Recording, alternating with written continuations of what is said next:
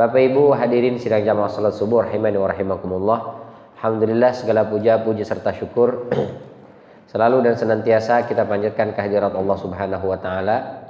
Mudah-mudahan kita semua selalu mendapatkan inayah, hidayah dan taufik dari Allah Subhanahu wa taala, sehingga mudah-mudahan Allah tanamkan dalam kalbu kita kecintaan kepada kebaikan, sehingga dimanapun kita berada kita selalu bersama dengan orang baik dan di tempat yang baik, sehingga ketika malakul maut Allah utus untuk menjemput kita, kita dijemput dalam keadaan yang terbaik, yaitu husnul khatimah. Yang dengan itu kita berharap semoga besok di yaumul qiyamah Allah tempatkan kita semua di tempat terbaik bersama dengan manusia terbaik, yakni baginda sallallahu alaihi wasallam.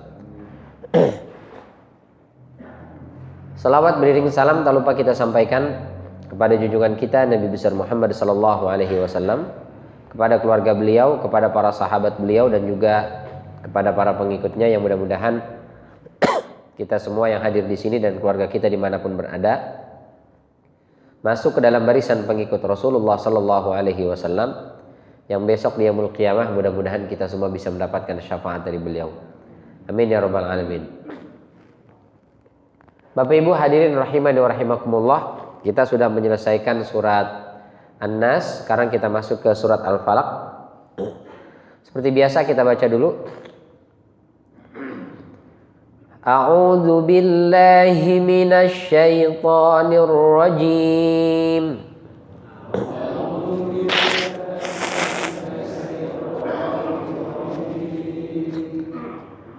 Bismillahirrahmanirrahim.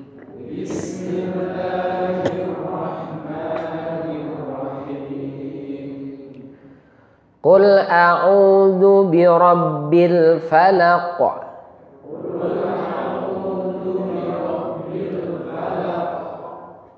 Min syarri ma khalaq.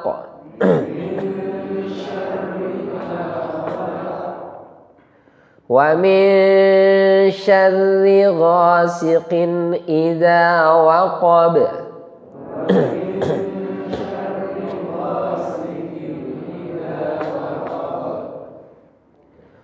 Wa min syarrin naffatsati fil 'uqad.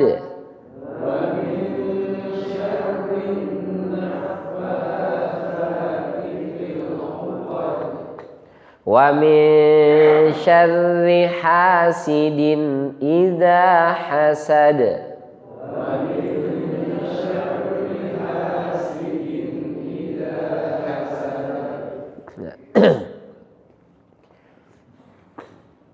Yang pertama ada qalqalah di sini, di semua akhir ayat itu ada qalqalah. Falaq, khalaq. Jadi kalau qalqalah itu kayak mau ke fathah gitu.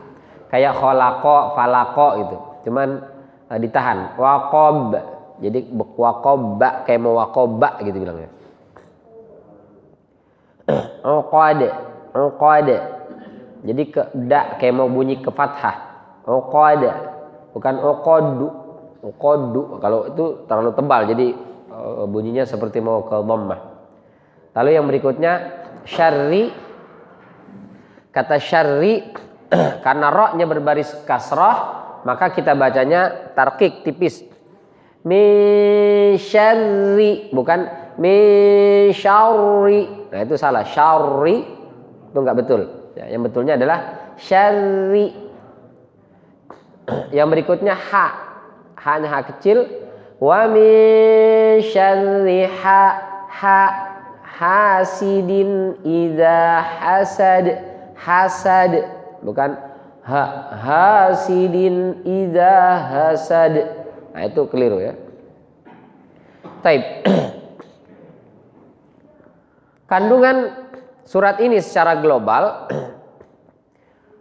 bahwa surat ini perintah kepada Rasul dan juga kita umatnya untuk memilih bacaan perlindungan. Kita jelaskan kemarin sabab nuzulnya bersama dengan surat An-Nas. Di antaranya sebagian ulama berpendapat berkaitan dengan peristiwa terkena sihirnya baginda sallallahu alaihi wasallam. Nah, berarti surat Al-Falaq ini itu merupakan bacaan perlindungan. Dari apa kita berlindung? Pertama, dari keburukan makhluk Allah, min syarri ma khalaq. Yang kedua, wa min syarri ghasiqin idza waqab, keburukan malam yang gelap gulita. Yang ketiga, min syarrin naffatsati fil 'uqad, keburukan penyihir dan dukun. Yang terakhir, min syarri hasidin idza hasad, keburukan para pendengki. Yang tiga itu kelihatan, yang satu nih enggak. Karena orang itu kalau sudah hasad, dengki, enggak kelihatan Pak, Ibu. Boleh jadi di depan kita bermanis muka, tapi sebetulnya dia menyimpan hasad yang luar biasa. Alhamdulillah ya bisa beli mobil. Mukanya sih senyum, dalam hatinya korupsi lu jangan-jangan. Jangan-jangan nilep duit orang. Jangan-jangan nipu. Jangan-jangan hasil. Dalam kalbunya kita nggak pernah tahu tuh. Di depan kita boleh jadi dia manis, bermuka manis, senyum. Tapi di hatinya dia menyimpan keburukan. Kalau yang ini keburukan makhluk jelas kelihatan. Malam juga dukun, tukang santet, nauzubillah min dzalik, kelihatan ada. Tapi ini bahaya. Nah, min syarri ma khalaq, min syarri ghasiqin idza waqab, wa min syarri nafasati fil 'uqad, wa min syarri hasidin idza hasad. Ada 4 keburukannya. Yang 2 ini kejahatan yang sering terjadi di waktu tertentu. Sementara 2 ini kejahatan yang terselubung. Meskipun biasanya sihir dia tidak terlalu terselubung seperti keburukan para pendengki ini. Tapi ada juga ya sihir-sihir itu yang yang terselubung, yang nggak kelihatan gitu. Cuma biasanya sihir itu selalu menggunakan media, jadi kelihatan.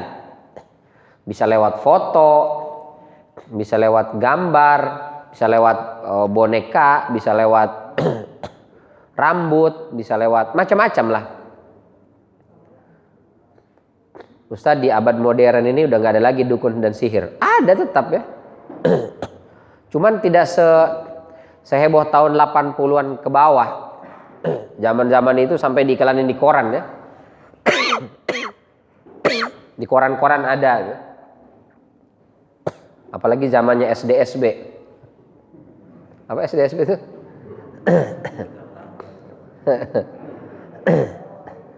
Pokoknya zaman-zaman itulah. Itu di samping sebelah sini SDSB, sebelah sini dukun yang siap meramal. Jadi untuk berjudi menggunakan jasa dukun. Udah parah banget itu. Judinya haram, datengin dukunnya haram. Dua-duanya dikerjain, insyaallah. Tapi seiring bertambahnya pengetahuan semakin kesini, alhamdulillah sudah hilang model yang begitu. Tapi tetap ada. Kemarin siapa tuh Mbak Yu apa siapa namanya? Oh itu sempat viral dan fenomenal. Anak-anak muda banyak yang ngikutin itu, yang ngefans. Meramal ini, meramal itu, ramalan-ramalan itu masih banyak ya. Dukun dan sihir masih ada. Bahkan juga ada beberapa acara-acara di televisi yang sebetulnya perdukunan tapi dikemas seolah-olah tausiah agama gitu. Nah, surat Al-Falaq ini Allah Subhanahu wa taala turunkan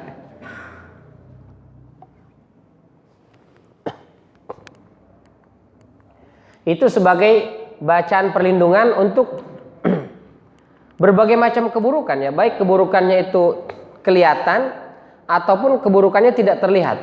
Dan baiknya Allah Subhanahu wa taala ternyata untuk berbagai macam keburukan ini itu bacaan perlindungannya adalah surat yang insya Allah semua kita hafal gitu. Yang mudah, yang pendek, yang ringan, bacanya pun gak sulit, semua kita bisa. Itu yang Allah Subhanahu wa taala pilihkan buat kita. Coba seandainya untuk perlindungan dari keburukan yang begitu banyak ini kita harus baca Al-Baqarah misalnya. Siapa kita yang sanggup baca Al-Baqarah? Ini baik Allah Subhanahu wa taala memilihkan surat yang pendek. Cuma banyak sebagian kita yang, Ustaz, ini saya diganggu terus sama makhluk yang apa namanya? Ya roh jahat lah segala macam. Ustaz, saya ini diganggu terus sama orang. Ya, ada orang-orang yang hasad, Ustaz. Mereka bukan cuma hasad tapi juga mengirim berbagai macam hal. Nah, itu kalau udah cerita teman-teman di kawasan ya, kawasan industri di Cikarang, pernah diminta ngisi di sana. Selesai kajian begini di salah satu masjid di kantor sana tuh. Selesai kajian datang salah satu jamaah itu, Ustaz. Saya tadi sebenarnya mau nanya, cuma gak enak. Mau nanya apa? Ada nggak sih bacaan-bacaan dikir-dikir yang kalau saya baca itu atasan saya itu jadi senang sama saya, Ustaz? Saya ini Ustaz Pak, bukan dukun. Saya bilang, enggak ada Ustaz bacaan-bacaan gitu katanya. Ya saya nggak tahu itu, nggak ada itu. Jadi buat supaya atasannya senang sama dia dan tidak senang sama yang lain, supaya dipromosiin naik jabatan, supaya kalau kontrak diperpanjang terus kontraknya. Jadi dibaca-bacain apa gitu, dijampe-jampein. Itu kan dukun itu. Masih ada seperti itu, persaingan luar biasa. Dan cerita kawan-kawan yang di sana itu biasa katanya, itu biasa. Ada yang masuk kerja itu bukan cuma bawa peralatan kerja, tapi juga bawa jimat. Ada yang cincin, ada yang dompet kecil diisi ayat-ayat Quran di dalamnya, dibungkus pakai bujur merah, bujur putih. Aneh-aneh macam-macam. Saya bilang, masa sih di abad milenial ini masih ada. Kawan saya itu ada di Kementerian Agama, ditempatkan di salah satu tempat oleh pusat. Itu setiap kali masuk ruangan dia, itu ada kertas bertuliskan Arab yang dia sendiri pesantren dan dokter di UIN nggak bisa bacanya. Bisa baca tapi nggak tahu artinya gitu. Karena memang bukan bahasa Arab sebagai bahasa ucapan, tapi bahasa sihir gitu. Tulisannya sih Arab, tapi nggak ngerti kita ini apa ini ya. Itu begitu, tadi dibuang lagi, besok ada lagi, begitu seterusnya. Tapi alhamdulillah nggak berpengaruh apa-apa buat dia. Kenapa? Karena dia termasuk yang rajin membaca surat ini, surat perlindungan ini. Jadi kalau Ustadz gimana cara menghilangkan diri dari gangguan-gangguan ini, menjauhkan kita dari berbagai macam keburukan ini semua, menghindarkan kita dan keluarga dari ini semua. Bacaannya cukup baca surat Al-Falaq, itu yang dibaca.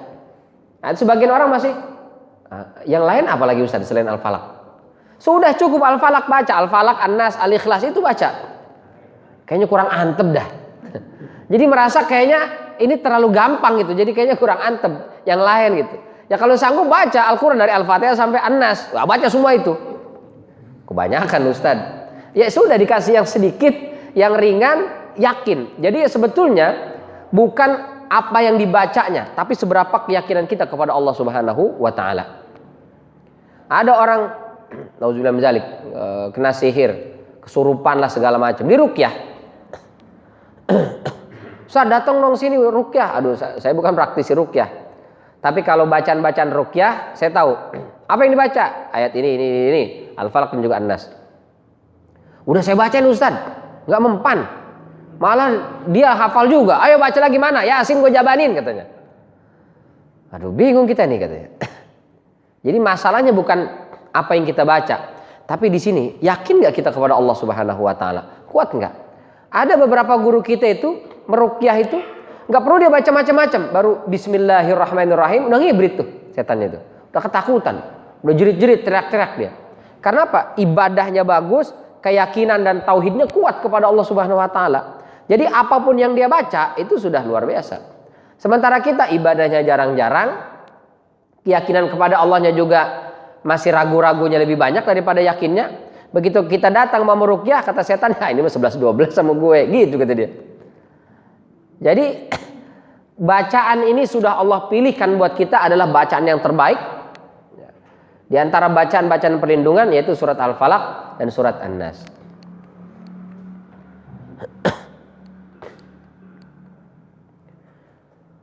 Menariknya di surat An-Nas kita meminta perlindungan dengan 3 sifat Allah dari satu jenis keburukan. Qul a'udzu birabbin nas, malikin nas, ilahin nas. 3 tuh. Rabb, Malik, Ilah. 3. Apa keburukannya? Min syarril waswasil khannas alladzi yuwaswisu fi sudurin nas minal jinnati wan nas. Dari keburukan waswas al khannas.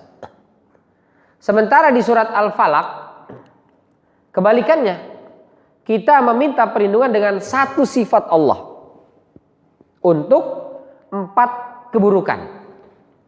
Jadi kalau di surat An-Nas senjatanya 3, musuhnya 1. Di surat Al-Falaq musuhnya 4, senjatanya 1 aja. Dahsyat ya.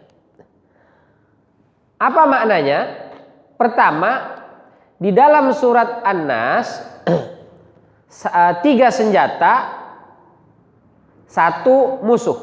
Di surat Al-Falaq 1 senjata, 4 musuh. Apa yang terkandung dari fenomena ini atau kenyataan ini? Yang pertama, di surat An-Nas menunjukkan betapa bahayanya keburukan itu. Sementara di surat Al-Falaq menunjukkan kemahakuasaan Allah Jalla wa'ala. Meskipun 4 musuhnya, cukup 1 saja kau bawa ini senjata, maka bisa mengalahkan 4 musuh itu. Menunjukkan Allah itu maha kuasa. Sementara di surat An-Nas bukan menunjukkan Allah lemah, tapi menunjukkan musuhnya itu bahaya yang ditimbulkan itu jauh lebih dahsyat dibandingkan bahaya yang ditimbulkan di surat Al-Falaq. Itu pertama. Yang kedua, bahwa pujian itu harus diselaraskan dengan kadar permintaan. Jadi kata Ar-Razi, kalau Fakhruddin Ar-Razi tafsirnya Mafatihul Ghaib, ini dikutip oleh Abu Hayyan dalam Bahrul Muhit. Jadi kalau Bahrul Muhit itu karyanya Abu Hayyan, kalau Ar-Razi tafsirnya Mafatihul Ghaib. Ini Ar-Razi dikutip oleh Abu Hayyan dalam Bahrul Muhit mengatakan bahwa pujian itu harus diselaraskan dengan kadar permintaan. Dalam surat An-Nas kita meminta perlindungan dari godaan syaitan. Setan itu mencelakakan manusia itu bukan masalah dunia. Ada sih memang setan yang mencelakakan kita dalam kehidupan dunia ini. Tapi kebanyakannya setan mencelakakan kita untuk akhirat. Itu target dia. Gak apa-apa di dunia senang-senang, di dunia happy-happy, tapi di sana itu jadi teman mereka. Nauzubillah min dzalik. Di nerakanya Allah Subhanahu wa taala. Sementara di surat Al-Falaq 4 memang keburukan, 4 memang bahaya itu. Tapi dampaknya itu lebih ke masalah duniawi. Keburukan makhluk, kejahatan malam, dukun, santet tadi ya. Nauzubillah min dzalik, mengirimi kita dengan benda-benda yang membahayakan. Itu lebih bahayanya ke masalah duniawi. Orang hasad, iri itu dampaknya ke masalah duniawi. Masalah akhirat, itu dahsyat sekali. Nggak ada apa-apanya masalah dunia ini dibandingkan masalah akhirat. Jadi masalah akhirat jauh lebih dahsyat dibandingkan masalah dunia. Karena efek dampaknya itu ke masalah yang jauh lebih besar, maka senjatanya pun banyak, 3. Nah di sini itu masalahnya adalah masalah dunia. Buruknya itu kita tetap meminta perlindungan kepada Allah, tapi nggak perlu banyak-banyak senjatanya, 1 aja, gitu. Jadi celaka dalam perkara ukhrawi sangat berbahaya meski sedikit. Jadi perkara ukhrawi meskipun sedikit itu sangat berbahaya. Sementara perkara dunia itu tidak terlalu berbahaya meskipun kadarnya banyak. Bahaya dunia itu apa sih paling besar? Meninggal. Saking bahayanya sampai mati. Itu bahaya paling besar. Tapi setelah meninggal, kalau dia beriman, dia masuk dalam rahmatnya Allah Subhanahu wa taala. Di alam barzakh ditempatkan di Aliyyin, di tempat yang terbaik. Nanti di surganya Allah Subhanahu wa taala di tempat yang terpuji, di tempat yang penuh dengan kenikmatan. Bahaya di dunia enggak seberapa. Pandemi, wabah Covid, bahaya memang, berbahaya. Apalagi sekarang sudah, kalau kata UAS sudah bawa emak-emaknya sekalian. Omikron, ibunya dibawa sekalian. Man anehnya kemarin-kemarin aman aja gitu ya. Waktu Natalan, tahun baru, Imlek. Sekarang udah deket-deket ke Ramadan. Memang setan tuh begitu ya. Kalau yang dunia tadi dia nggak terlalu penting. Tapi kalau sudah berkaitan dengan masalah ukhrawi, di sini dia akan melakukan serangan yang sangat gencar. Bahaya memang dia, Tapi sebahaya-bahayanya wabah ini, masuk rumah sakit, sesak nafas, paling parah meninggal. Ya, paling parah udah meninggal itu. Tapi kan Rasul kasih jaminan bahwa orang yang meninggal karena mat'un itu terkena ta'un, terkena wabah, itu syahid. Syahid, tapi syahid akhirat. Dia tetap dimandikan, tetap dikafani, tetap disolati, dan tetap dikuburkan. Tapi syahid dia. Apa syahid ukhrawi itu? Insya Allah terbebas dari siksa kubur. Kalau kubur saja sudah selamat, insya Allah di sana jauh lebih selamat. Kalau orang beriman tahu betapa banyaknya dia punya dosa dan betapa luar biasa yang Allah sediakan dengan meninggal disebabkan wabah, pasti pada minta meninggal aja deh karena wabah gitu. Karena kalau selamat, ini masih banyak dosa saya nggak habis-habis nih. Kena wabah, meninggal, mat'un, itu syahid kata Rasulullah. Termasuk orang yang syahid. Berarti celaka dunia, kalau kita tidak celaka akhiratnya, selamat di sono, itu justru yang diidam-idamkan. Itu yang diinginkan. Makanya para sahabat dulu mereka itu berlomba-lomba ingin ikut berjuang di jalan Allah, ikut berperang. Yang satu, ya Rasul saya kuat sehat, saya bisa ikut. Ayo ikut. Ya Rasul saya udah nggak kuat, fisik saya udah nggak sanggup. Tapi saya punya kuda, bawa. Saya punya harta, bawa ya Rasul. Fisik saya nggak ikut, harta saya ikut. Pahalanya mudah-mudahan dapat. Ya, pahala mudah tetap dapat. Ada yang saya nggak punya uang, tapi saya punya fisik. Saya ikut ya Rasul. Nah, kamu punya ibu nggak? Nah, punya. Masih muda apa udah sepuh? Ya, udah nenek-nenek, udah tua. Ilzam rijlaiha. Kamu balik sana nggak usah ikut perang. Tapi saya ingin mati syahid. Kamu berbakti sama orang tuamu, fafihima fajahid. Itu sudah terhitung jihad di jalan Allah. Nggak ikut. Ada lagi yang, ya Rasul, saya mau ikut. Dilihat sama Rasulullah, fisiknya mohon maaf, sudah sepuh sekali. Jalannya itu udah lemes, pelan-pelan, badannya sudah mulai gemetar, tapi pengen berjuang di jalan Allah, pengen ikut berjihad.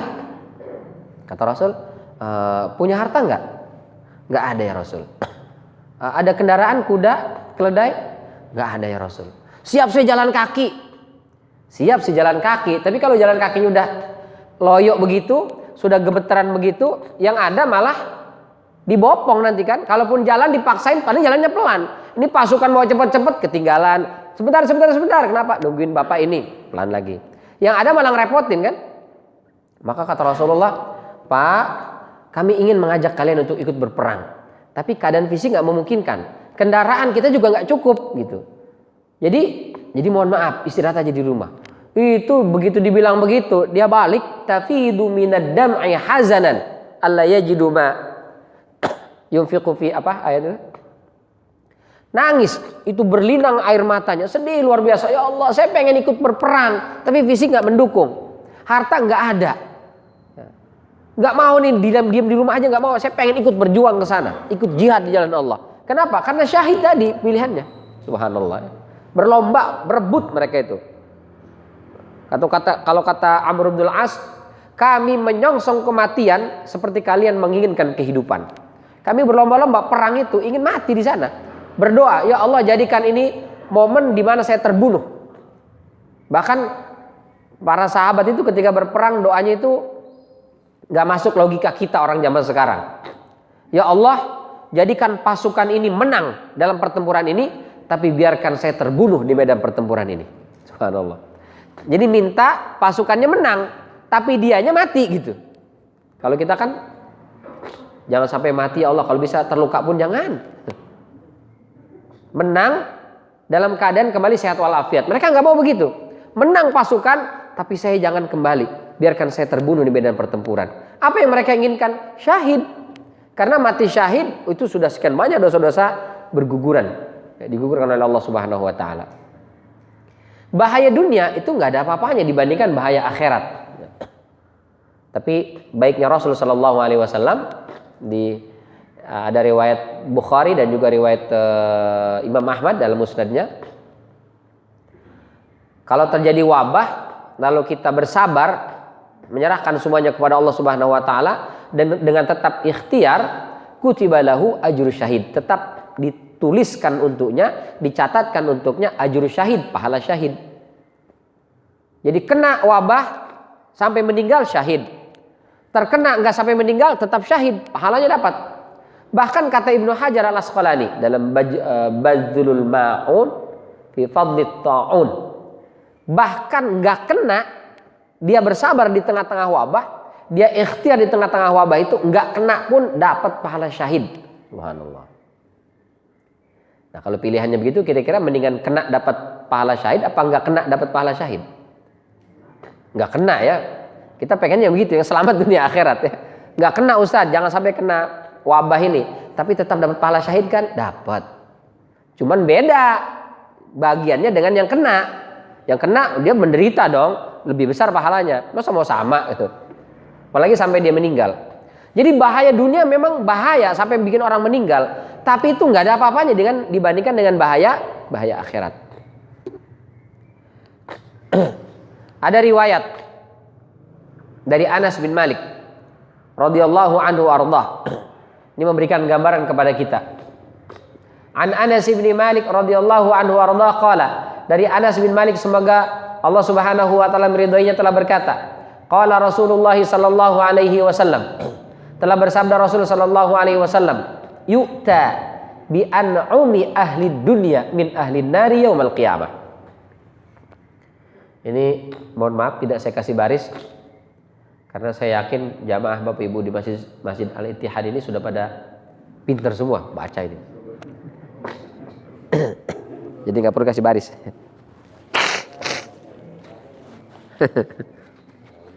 Arab gundul katanya.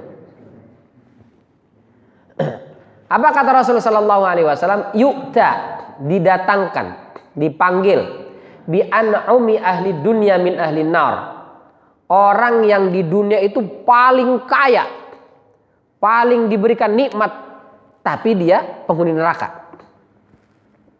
Waktu di dunia hidupnya mewah, bergelimang harta, hidupnya penuh dengan kenikmatan, paling banyak di an'umi. An'umi itu berarti superlatif degree, palingnya itu. Orang kaya, paling kaya di dunia siapa tuh? Nah itu. Tapi yang penghuni neraka, kita ceritakan kemarin, ada orang-orang itu yang kaya, dia saking kayanya dari garasi ke pintu rumah itu mesti naik mobil. Ada salah satu pengusaha di Kalimantan, Ustaz Maulana cerita, saya diminta ngisi di rumahnya Ustaz. Sampai garasi depan rumahnya, turun dari mobil, dijemput pakai mobil.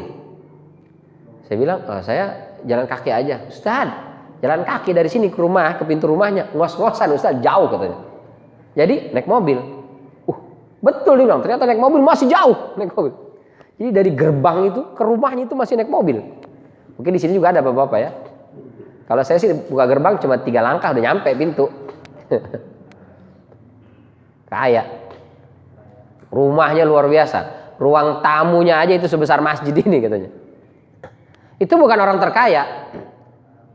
Orang-orang terkaya lebih dahsyat lagi. Bill Gates kita ceritakan. Bill Gates itu rumahnya punya akuarium. Tapi beda dengan akuarium kebanyakan kita. Kita akuarium kalau saya paling ikan cupang, ikan koi, ya paling itulah ya. Paling banter arwana dah, arwana lumayan gede tuh. Bill Gates enggak. Bill Gates itu akuarium isinya paus. Ikan paus, Pak. Kita ke laut aja belum tentu ketemu ikan paus, jarang-jarang itu. Dia paus itu diangkut, ditaruh ke rumahnya. Coba, kira-kira seberapa besar akuariumnya itu ikan paus? Airnya kan mesti air dari laut itu, ngangkut air dari lautnya ke situ.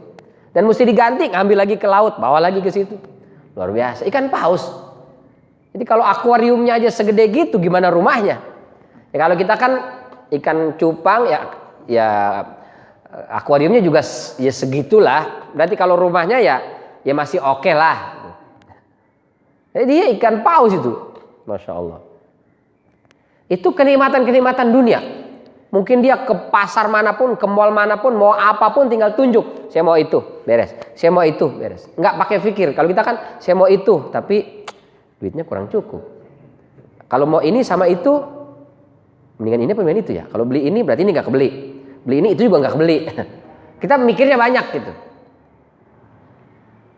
Kalau dia enggak, mau ini, bayar selesai. Nggak pakai pikir-pikir. Untuk an'umi ahli dunia, orang yang di dunia itu paling diberikan kenikmatan oleh Allah Subhanahu wa taala. Tapi dia termasuk penghuni neraka. Lalu apa?